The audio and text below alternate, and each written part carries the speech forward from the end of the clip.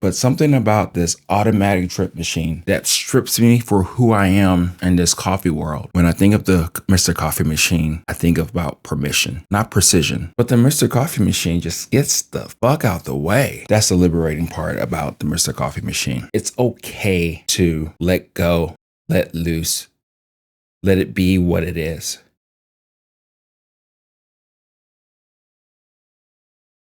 When I think of the Mr. Coffee machine, I think about permission, not precision. It's not even close to having precision whatsoever. The water is inconsistent. The shower head is something to probably cringe about. And, it just does what it does. But it allows me the permission to take my hands off the wheel, to not be in control. Total opposite of a manual pour over machine, specialty coffee, recipes, refractometers, all the stuff that we do. It gives me that permission to do whatever the hell I want to, not measure anything. Just push the button, see what comes out, drink your cup of coffee, and move on with your day. That's the liberating part about the Mr. Coffee machine. Somebody asked me a couple of weeks ago as I was showing my coffee bar, it's like, do you actually use the Mr. Coffee machine? And when he said that, I started to think, because it does look pretty odd, as you see if you're watching this on my coffee bar. I have 2 kettles, I have 2 grinders, I have other hand grinders off to the side. I got a refractometer. I got a couple of boosters, 4 or 5 different types of papers.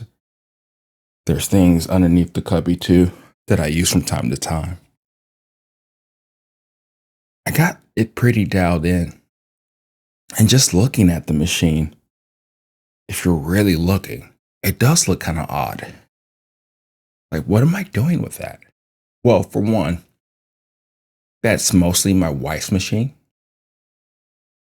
I did get a Moccamaster for myself, but I got it also with the intent of her actually using it. She said she didn't want any bit of it.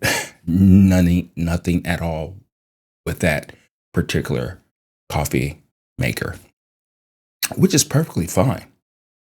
But as I sit here and just think about why I actually have the Mr. Coffee machine and what it means that there's little to anything of expectations from it.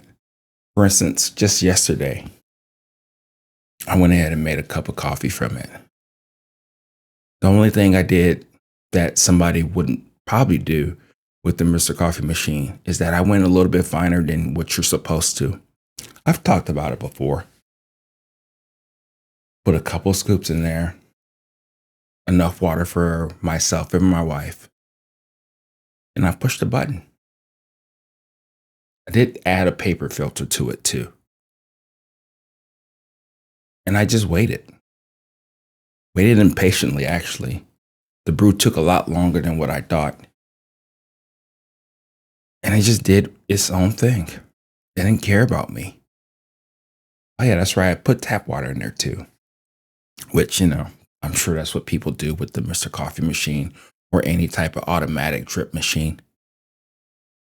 And as the cups were finished, turned off the machine, poured me a decent sized cup of coffee, did the same thing for my wife. Hers, I added creamer to it. Sweet cream, if you know, you know. And we're watching our TV show. And I took my first sip. Wasn't bad at all. I'm not just saying that. It was really good. It had taste. It had flavor. I can taste the fruity notes of it. And it was good to me.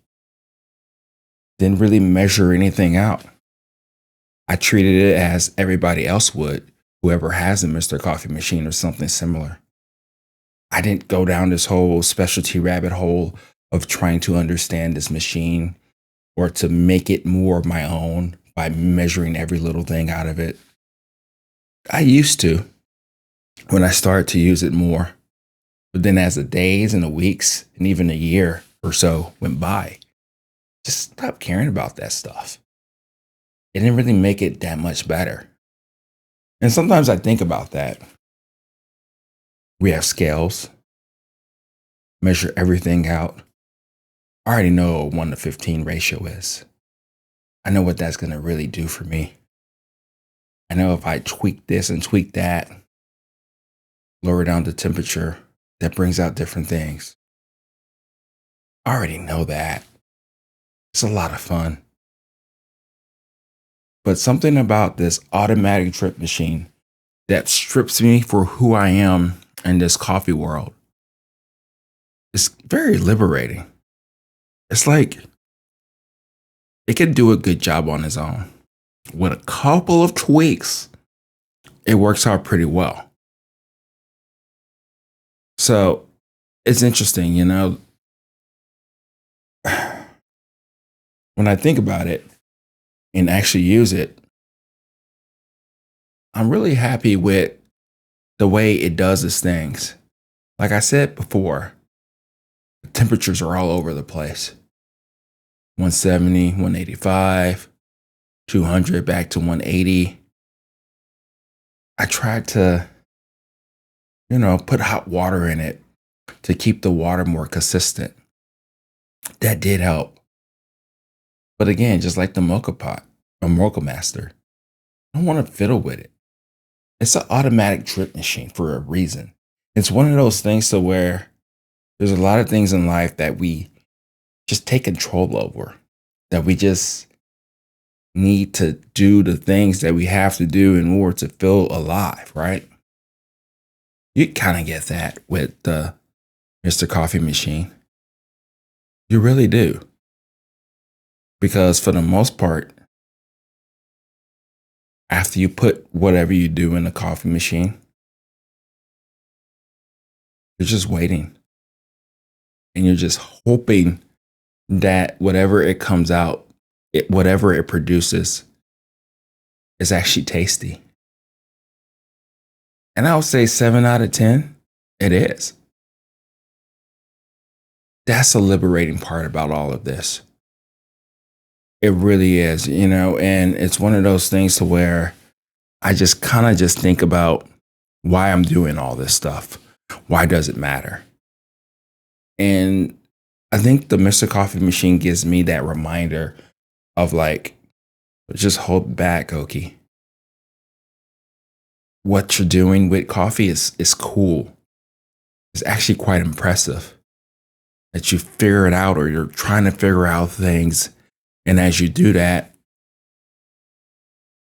it's just going on a journey, right? But that Mr. Coffee machine, the way it is, the way it operates, the way it makes me feel from time to time, either happy or sad or mad because it worked or didn't work, that's the liberating part about all of this. That's the thing that nobody really talks about when they're talking about coffee in general. Have to get it right. We have no choice but to get it right when we measure down to the 10th of a gram. When we know that sometimes that kettle, if it's too low of water, that water is going to be a lot cooler than what we used to drink. And we know how that's going to affect the taste of the beans, the extraction and all that stuff. We know that. We can geek out.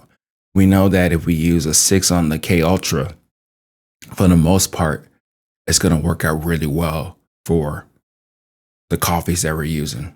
Maybe go a little bit finer if it's a lightly roasted coffee. We know those intricate details. We spend 3 to 2 weeks of actually brewing that cup of coffee, the bag that we get from that roaster. Sometimes we let it rest from 3 to 4 weeks or even longer. we're doing that because we know that that's going to be like the peak time to actually enjoy that coffee.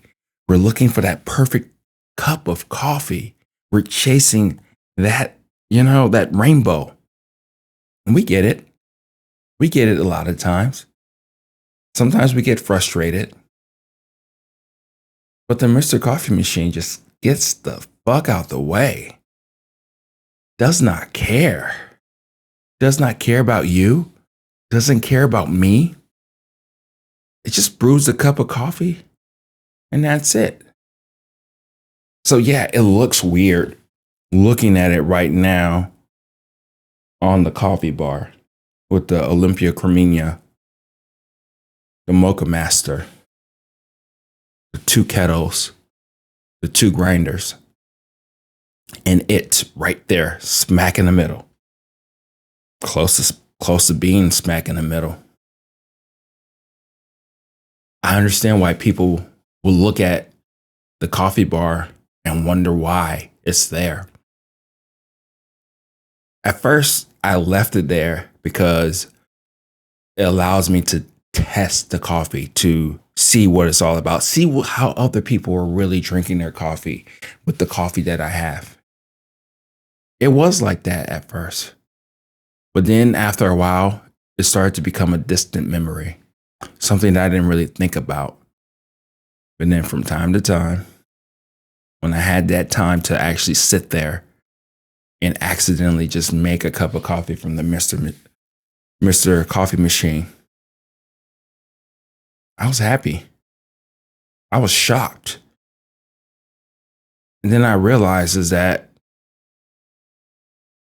even though there's not that much precision involved, I have to go back with the whole thing of my knowledge, the things that I do have with specialty coffee or coffee in general, is that I spent a long time with the Mr. Coffee machine. I tweaked it. I played around with it. I tried to manipulate it. I tried to make it more than what it was.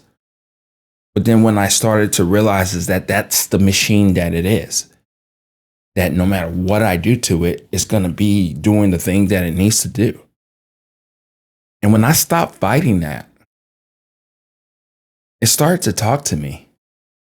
I know how that sounds kind of crazy, but truthfully, that's really what it's done. It's allowed me to be who I am, to respect the machine for what it is, to take the faults that it has, but for the most part, still let it do its thing. And like I said, just that finer grind, the knowledge that I do have, realizing that there's no bloom, trying to go with the flow of the inconsistent temperature swings, and still make a great cup. I think that's the liberating part about all of this. And it's pretty cool. So that's why I have the Mr. Coffee machine on my mantle back there. It's kind of like a token. It's a reminder. But it also lets me know that it's okay to let go, let loose, let it be what it is. Because 6, 7, 8 times out of 10, the coffee's going to work. And if it doesn't, at least you got a chance to just drink some coffee. Let me know what you think. Do you have something up there in your arsenal of things that you have that you don't really use, or if you do use, and you're kind of embarrassed about talking about it, or you're not? Let's talk about it. Talk to you later. Bye.